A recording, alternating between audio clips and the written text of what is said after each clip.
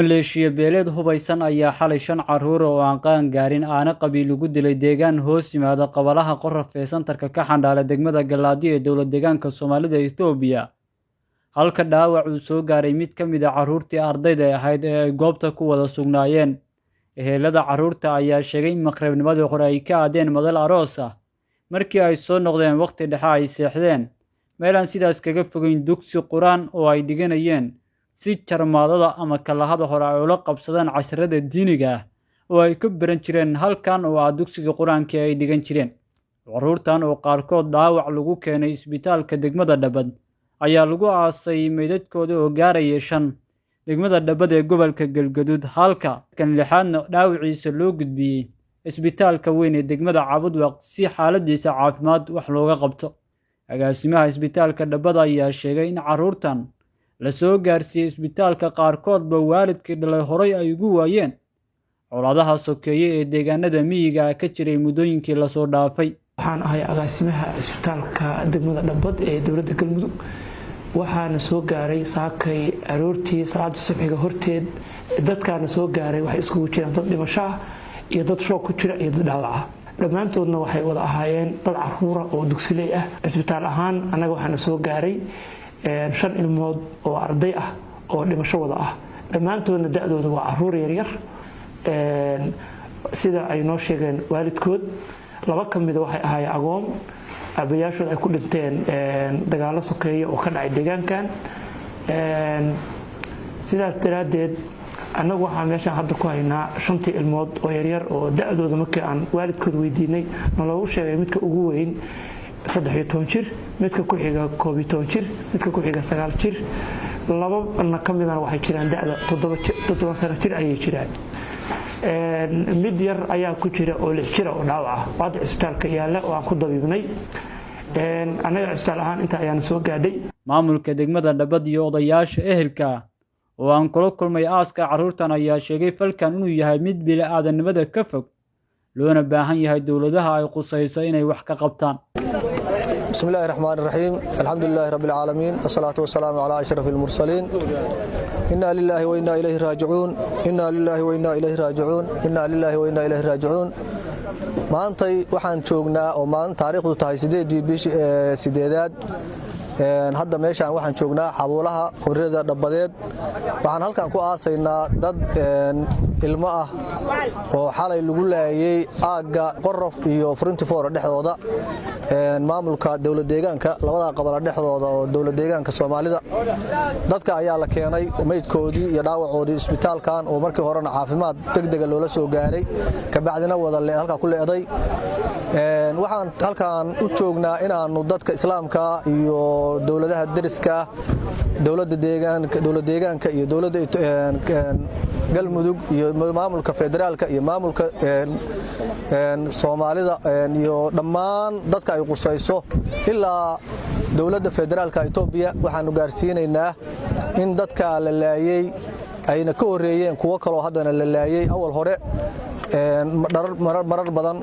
dadka laayay waa maleeshiya burcada oo falalkan caado ka dhigatay inta badan, waxaana ay ka shidaal qaataan maleeshiyadaasi. ayagu way yihiin maleeshiya beeleed ka timid deegaanka Cadaadood iyo badanaa Gallisoor bay ka yimaadaan, laakiin khaasatan hadda nimankii falalkan laayay waa maleeshiya beeleed ka soo jeeda deegaanka Cadaadood. niman la yiraahdo Reer Muuse oo ka shidaal qaata shabaab ay sida la og yahay xataa dadka kale oo beelaha deegaanka ah hawshaas kuma jirin. waxay geysteen markii koobaad fal kan caawa ay geystay oo ilmaha 5 lagu dilay. qayb ka mid ah ilmahana ay ku afduubteen oo ilaa saacadan ay ku maqan yihiin oo ay kula tageen. qayb ka midana ay ku dhaawaceen si arxan darra ayagoo u diray dadkaasi. ilmo yar yar waxay ahaayeen joogay dugsi Quraan oo dugsigoodii hurda awalna ay seexan jireen. markaas ayagoo arkahayo oo ay mid walba toosiyeen oo mid walba ay kaxeeyeen bay waxay ku dileen si arxan darra oo xuquuqul aadamiga iyo dhaqanka Soomaalida iyo dhaqanka Islaamka iyo diinta iyo xuquuqda Islaamka midna aysan qabin. waxaanu marka caalamka annagu wax kala maantay ma aha waxaanu ogeysiinaynaa muslimiinta iyo dhammaantood iyo caalamka oo dhan iyo deriska iyo dowladaha hawshaa ku shuqul leh kuwa shilku ka dhacay iyo kuwa hadda macnihii deriska la aho ay kuwaani ka yimaadeen in maleeshiyadaasi ay yihiin dad Soomaali falal Soomaalinimo iyo dhaqanka sidii lagu yaqaan midna kuwa ka turjumaya saahay inay yihiin waxaan ognahay dagaalkii ka dhacay nimankii soo qaaday laba galle oo baraagaha iyo dagaalkii ka soo dhacay kowdii hore inay ahaayeen ayaga shabaabkina lacag soo siiyay oo baraagta qoda yiri markii labaad habeenkii dhaweyd oo laba toddobaad laga joogo nimankii laba galle mar labaad soo weeraray ayaga ahaayeen mar saddexaad dacdheer iyo ka xandhaale dhexdooda dad ma islaamo iyo waayeel iyo xujeej iyo dhalinyaro ilmo ah dadkii laayay ayaga ahaayeen dacdheer iyo ka xandhaale dhexdooda week ka hor markii afraad shanta ilmood xalay dadkii laayay ayaga ahaayeen maleeshiyadaas waxaan u sheegaynaa inaysan ahayn sidii dadkii qabaa'ilka dadkii u qaba qabaa'ilkii islayn jiray waxaan inay yihiin barnaamijkan barnaamij qabaa'il ku lug ma aha in dhammaan dadkaasi ISIS inay yihiin oo dad nimankii macnihii ugus loo oran jiray inay ka shidaal qaataan falalkoodana waa haynaa waana ognahay maanta marka waxaanu gaarsiinaynaa dawladda federaalka iyo dawladda galmudug iyo dawladda deegaanka iyo dawladda federaalka Itoobiya dhammaan dawladaha xadkaasi ka dhaxeeyo in dadkaasi dadka xasuuqa hameen walba ay soo duulaan maalin walba ay soo duulaan waxay dileen dadka 6 saac habeenimo waxay dileen 7 saac habeenimo waxay dileen ardaydii oo 9 saac habeenimo hameen walba markii dadku islaamka ay seexdo dadkaani waa dad nabadgeliyo wax weerar marna ma qaadin inta ilaa sanadka waa la soo weeraray marka waxaan maanta warkayagu wuxuu yahay ogeysiin in waxaasi ay yihiin burcad magac reer Muuse oo Saleemaan leh laakiin asalkoodu iyo dhaqankoodu iyo shaqadoodu ay yihiin shabaab والسلام عليكم ورحمة الله وبركاته. بش سديدي waxaanu ka tacsiyeynaa oo sheegaynaa ilmihii yararka ah xalay lagu xasuuqay Dacdheer iyo meeshii qoraf dhexbartankooda dawladda deegaanka Itoobiya meydkoodii iyo dhaawacoodina la keenay meeshii la yiraahdo Dhabad oo hadda aanu ku aasnay arintaas waxaanu caalamka u sheegaynaa oo dawladda deegaanka Itoobiya u sheegaynaa oo dawladda deegaanka Galmudug u sheegaynaa arintaas inay tahay arin niman khaasi fuliyeen dadku waa soo dagaalami jiray in badan baa la soo dagaalamayay waxaana kalena ma dhicin arinku talagal oo lagu soo talagalay in hadii la kuriya lagu xasuuqay ilmaha yararka iyo carruuraha iyo dumarka weeye dad baana soo adeegsaday dadkaas ma ahan colaadii dadka u soo dhaxan jirtay 40 sanaad xabad socotay maana arag midaan oo kaleeto waxa weeye marka waa mid ku talagala oo meel kale laga soo fuliyay waxay salka ku haysaa la socotaa baraagti la soo diroolay halka baraag ka qoda ujeedo looma qodin baraagtaas nacfi ahaan looma qodan ujeedo waxay ahayd halka dadka deriska la iskaga dhufta tanna waa sidii oo kaleeto dadka yararka masaakiinta ardada la xasuuqay ayagoo dugsigooda dhiganaya marka waxaanu u sheegaynaa caalamka iyo dawladaha deriska iyo dadka deriska iyo dawladaha inta waxaanu u sheegaynaa arintaas inay tahay arin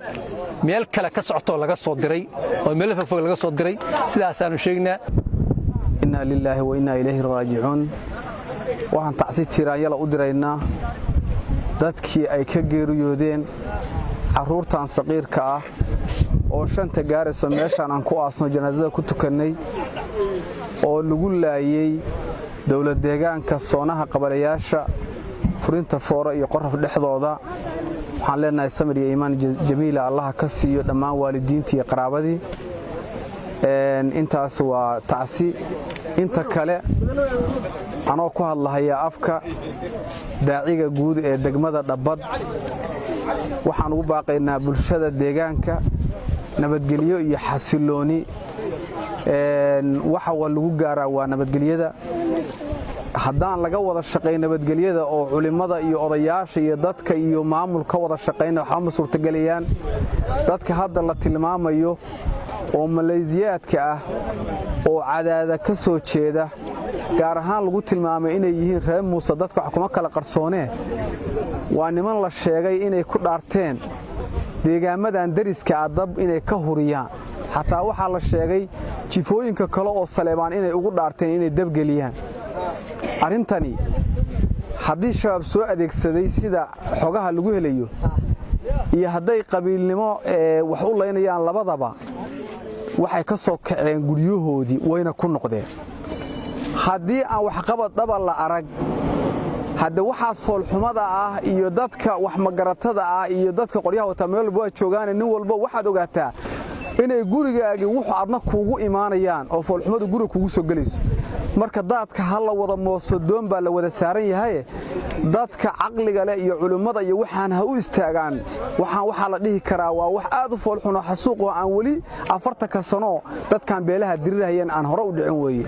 marka genocide baa la dhihi karaa xasuuq dawladaha dariskana waxaan ugu baaqaynaa insha Allah arinta gacan inay ka geystaan sida waagi waxa laga faa'iiday dagaalkii laba galle ninkii ay shabaabku dhaqaalaha soo mariyeen waxa la dhihi jiray sugaal nabadoon reer Muuse ahaa asaga iyo intii la shaqeynaysay maxkamadda shuute waa asaga xukuumada hadda waa xiran yihiin